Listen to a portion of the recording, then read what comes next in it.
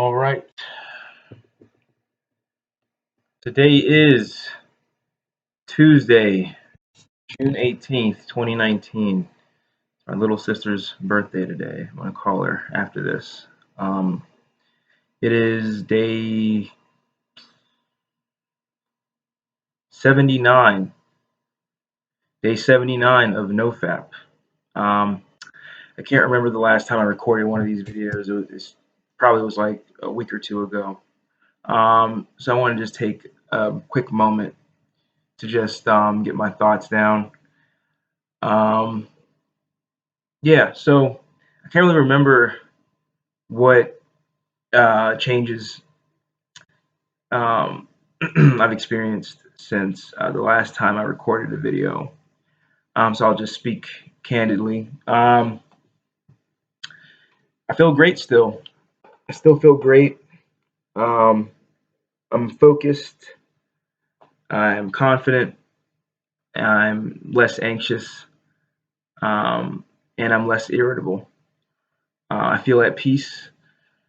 And yeah, everything's good, but there is one problem.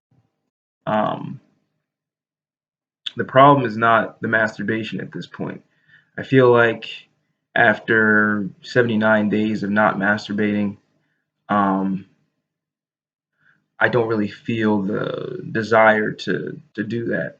Honestly, I can't even remember what it feels like to orgasm. It's completely. I'm blank. I don't even remember what it feels like. I know it's good, but I can't remember like exactly what it feels like. So it's not the problem, but the problem actually is pornography itself. Um, I find myself just clicking on it, just searching it up. Little thoughts just popping in my head, and then I'll just like quickly just Google it, and I gotta close the window, or I might like Google it and then click on the images button just to see if if there's any like hardcore content, and then close the window. So I'm no longer having a masturbation problem. It's still a pornography problem. So I'm just gonna have to find some way to completely just block it out. Just I gotta find some way to just cut it off. And I don't think it's gonna be too difficult. Um, I always tell myself whichever day I'm on, today's day 79. Day 79 is 79 times easier than day one. So yeah, I'm just gonna have to understand that this is over. Like I'm never going to watch pornography again. If I do ever masturbate again, then it won't be anytime soon. It'll probably be maybe like a few months from now, or maybe even a year from now, depending on like how I'm doing physically. That's the most important. But but yeah, I just gotta say that like pornography is really still a problem for me. The masturbation aspect is kind of under control for the most part. I don't have any desire to masturbate or have an orgasm whatsoever, but viewing pornography just because of the hyper reactivity in my brain, I think that I'm looking for that. Like I want to experience that hyper reactivity, and it just sucks to experience that. In the beginning, I was reading this book, Your Brain on Porn by Gary Wilson, and it talked about this technique that helps some porn users to control their problematic porn use. And it was called extinction exposure therapy. And basically, the way that exposure therapy works is you you look at porn, and you go through your whole thing, your heart rate increasing, your the neurotransmitters in your brain firing, uh, and you just don't touch yourself. And as simple as that. Like it's basically like you're training your body, or rather, you're training your mind to say, "Look, you don't find this arousing. Whenever you see stuff like this, the response is not going to be masturbation. So I tried it. I tried to look at porn, and sure enough, every bone in my body just twitched the minute I saw it. Like it was super hyper reactivity because I'd gone so long without viewing it that the minute that I saw it, the floodgates like opened up, like, and every single physiological change I felt. And it's like, if you stop jacking off for like 5 days, or like you stop jacking off for a week, or you stop jacking off for a month, or stop having sex rather for a week and stop having sex for a month, the next time you go back and jack off or have sex, like, you're going to love it. Like, you're absolutely going to love it. So it was kind of the same way with not looking at porn for a couple months, and then looking at it again. My body, like my mind, just loved it. You know, it I loved it, and so I've still been dealing with that shit for like 3 weeks now. Like I looked at porn like a couple weeks ago, and I'm finding like steadily every couple of days something will pop into my head, and then I'll just break, and then I'm experiencing the same problem that I had a couple years ago when I had given it up for a short period of time as just an experiment. Because back then I thought that like porn addiction was different than um, other addictions, and that I thought, because everybody else on NoFap and the online community was saying if you can go 90 days, do the 90-day challenge. I thought it was like, I was treating it like it was scientific. It was scientifically proven that, or something like, you go 90 days without watching pornography or masturbating and you're cured. So sure enough, I hit like day 90, whatever, like 97, and then masturbated again, and then I was back in the hole. So, but back then, it's the same type of you know situation where here I am, a couple of weeks, literally like 2 weeks from my goal of 90 days,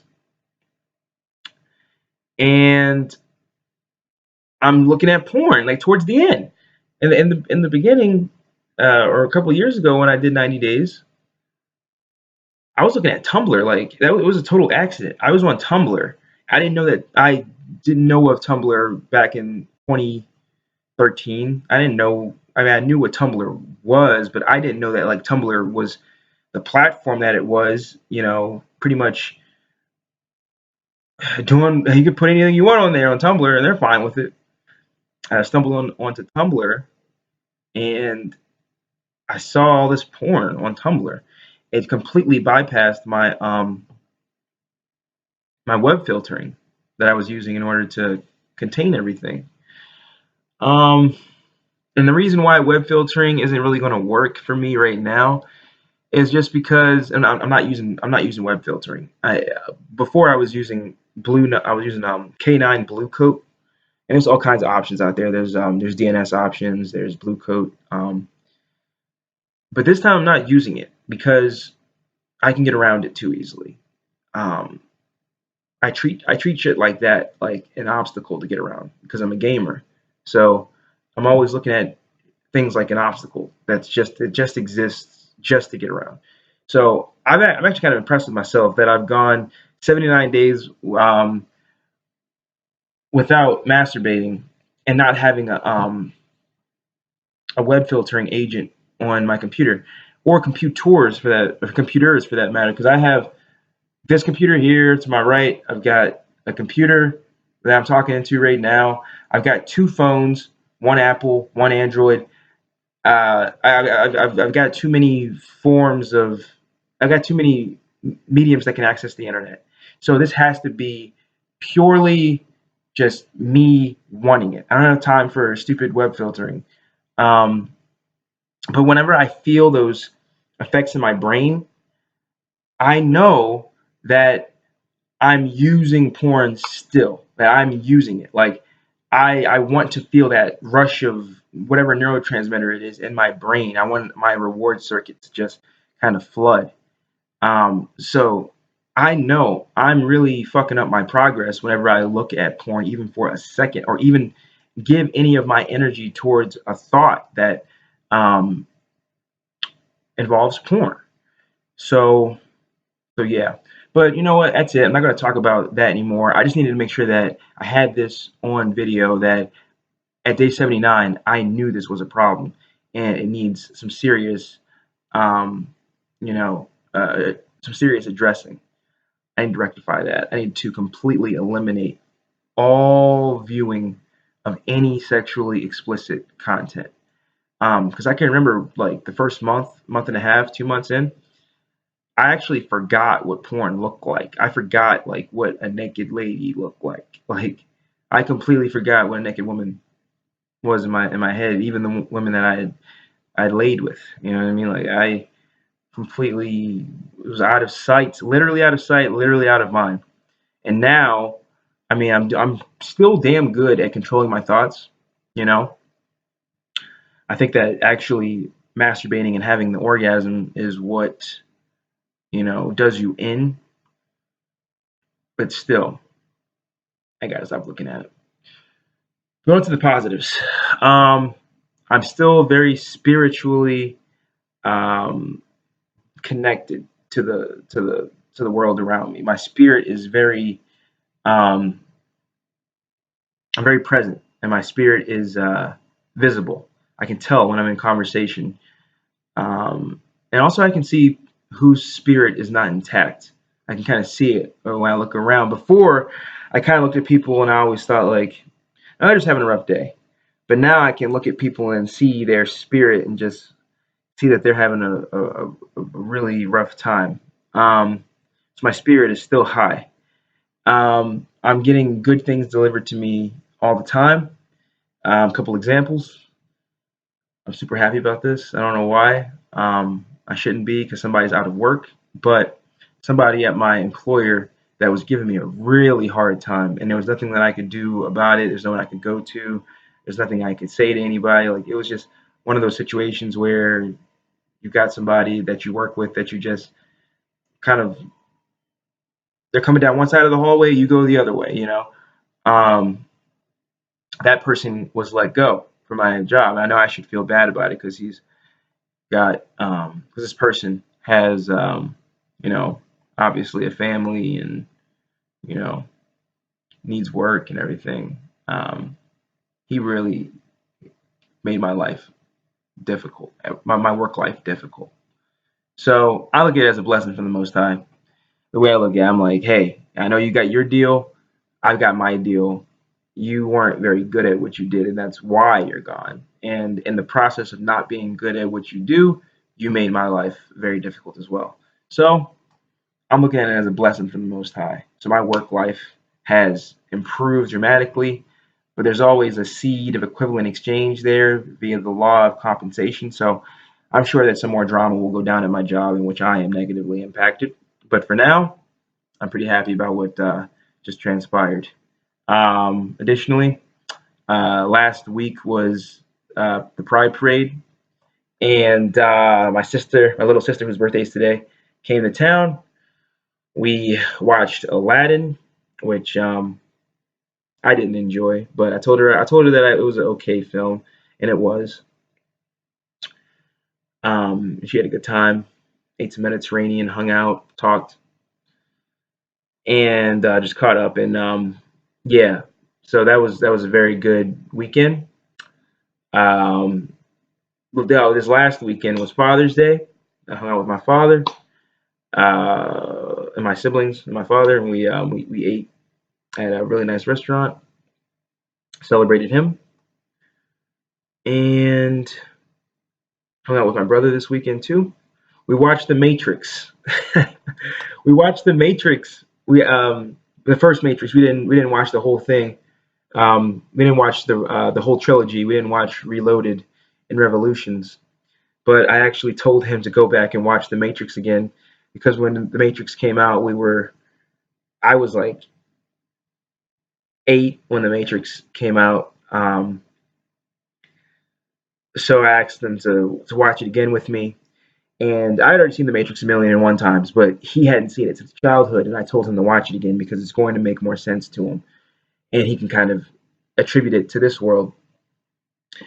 I didn't really explain it to him, but what I wanted to explained to him was kind of how like pornography addiction is sort of the matrix in a sense. But there's so many different matrices in this world. But pornography addiction and sex addiction, all that stuff, it kind of sets up a matrix type feel, where you can be blue pilled and continue to think that pornography is sex positive, or you can be red pill and understand, okay, this is a seedy industry. You can look at the whole situation and just be like, okay, this is a seedy, toxic industry full of seedy, toxic people.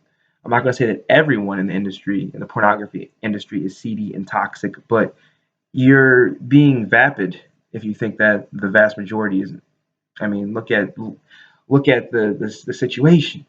You've got drugs involved. I thought about this today. I thought about how a porn actress can be 18, old enough to, you know, just have the most outrageous, wildest sex acts, and not be able to drink. You really think she's not drinking? You really think she's not drinking that 18-year-old, 19-year-old, 20-year-old porn actress? No.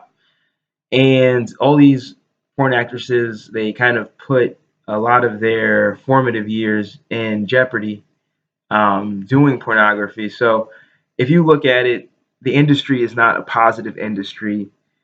Therefore, um, it's reasonable to say that porn isn't really sex positive.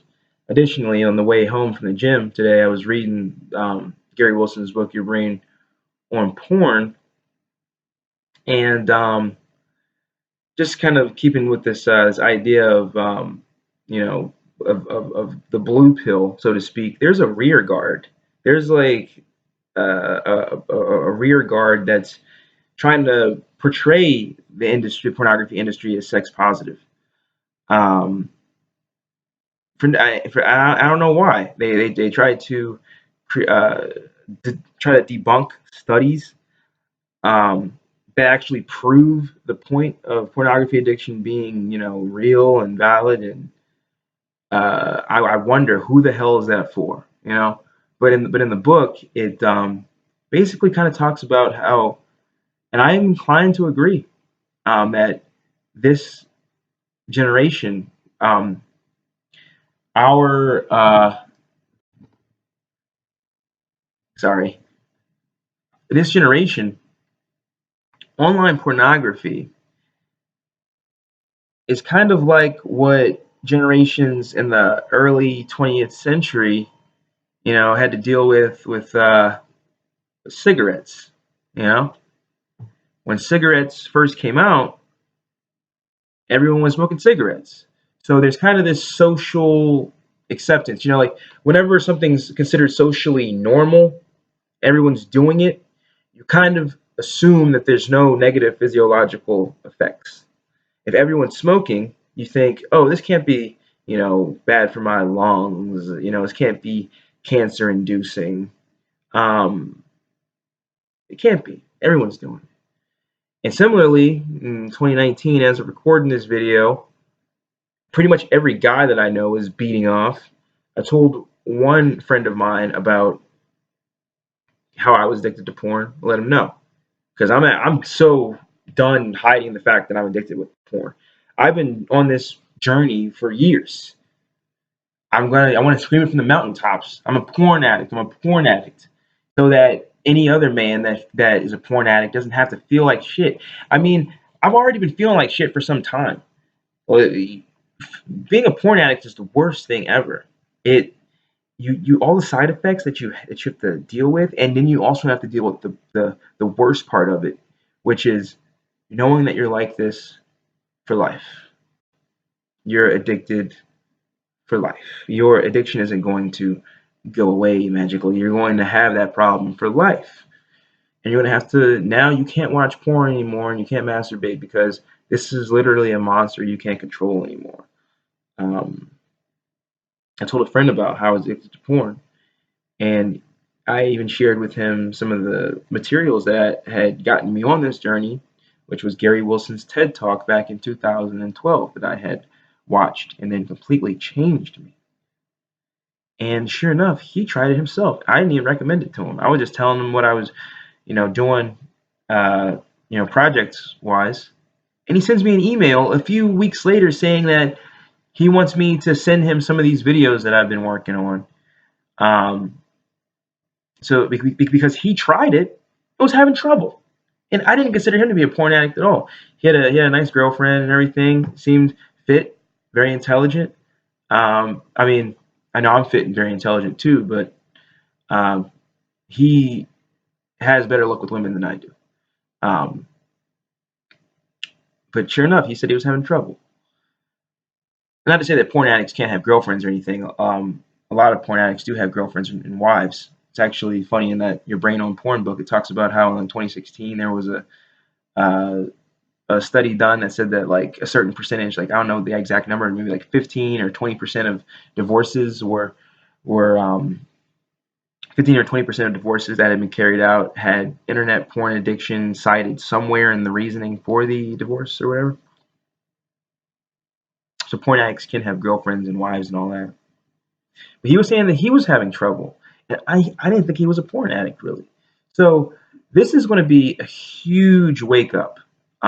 Just like with when cigarettes were killing in the early 20th century, and there were all these debunking studies being done to say, nah, nobody's dying from cigarettes. Keep smoking, keep smoking. Um, Eventually, we'll get to a point, I believe, where all these debunking studies talking about how porn is sex positive and doesn't have any effects on, a young mind, creating, feelings of social anxiety or discomfort, no desire whatsoever for a partner. No, I'm serious. I swear to you, I've had on no every single time that a woman's offered me sex, I've thought to myself, I'd really rather just masturbate, to be honest with you. Like that's literally a thought that just you get, and I'm just so tired of feeling sorry for myself about that. Really,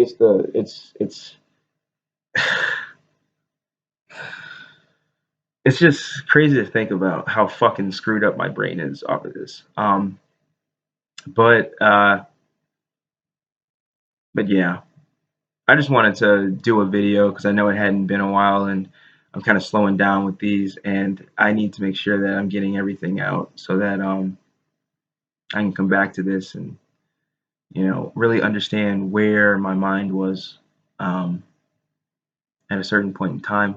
It really makes this process a lot easier. So day 79 down, day 80 coming up.